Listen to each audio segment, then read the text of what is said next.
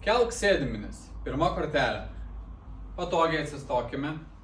Raskime tvirtą, stabilų pagrindą. Ar tai būtų kėdė, ar tai būtų stalas, ar tai būtų siena. Stabiliai, patogiai remkimės rankomis. Išlaikykime savo kūno padėtį lygiagrečiai vienoje linijoje, kad išlaikytumėm savo kūno svorį lygiagrečiai išorėje ir viduje.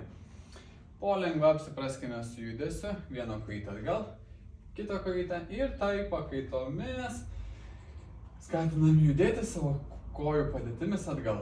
Vienas, aktyviname greitį, išlaikam savo kūno padėtį lygiagrečiai vienoje linijoje ir susipažinę su greičiu skatiname aktyviau. Jaučiame, kaip nugarinė dalis sėdmenų susitraukia.